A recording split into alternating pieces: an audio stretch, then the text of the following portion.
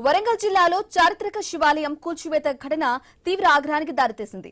సుమారు 800 ఏళ్ల పురాతన శివాలయాన్ని అభివృద్ధి పనుల పేరుతో ధ్వంసం చేశారని స్థానికంగా మండిపడుతున్నారు.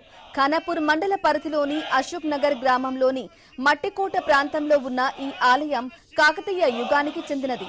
గణపతి దేవుని కాలంలో నిర్మించారు. అయితే పాఠశాల నిర్మాణం కోసం భూమిని చదును చేసే పనుల్లో ఆలయం కూల్చివేసినట్లు గ్రామస్తులు చెబుతున్నారు. దీంతో గ్రామస్తులు భారీ నిరసనలకు దిగారు. ఎన్నో ఏళ్లుగా ఆలయ పునరుద్ధరణ కోసం ప్రభుత్వానికి విజ్ఞప్తులు చేసినా పట్టించుకోలేదని స్థానికులు ఆవేదన వ్యక్తం చేస్తున్నారు.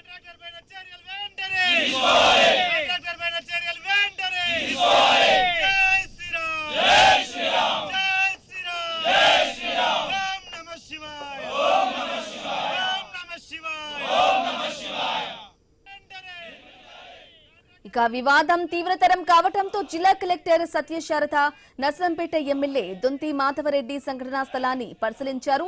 అధికారుల సర్వేలో ఆలయం గుర్తించడంలో లోపం జరిగిందని అధికారులు అంగీకరించారు. ఇక దీంతో ప్రభుత్వం అదే ప్రాంతంలో శివాలయాన్ని మళ్లీ నిర్మిస్తామని హామీ ఇచ్చింది. అలాగే పురావస్తు శాఖ సూచనలతో అసలు నిర్మాణ శైలికి అనుగుణంగా పునర్నిర్మాణం చేపడతామని అధికారులు చెబుతున్నారు. అభివృద్ధి పేరుతో వారసత్వాన్ని నాశనం చేయొద్దు అంటూ గ్రామస్తులు ఆందోళన వ్యక్తం చేస్తున్నారు. మరోవైపు ఈ ఘటన రాజకీయ రంగు పులుముకుంది. బీజేపీ, బీఆర్ఎస్ నేతలు కాంగ్రెస్ ప్రభుత్వంపై విమర్శలు గుప్పిస్తున్నారు.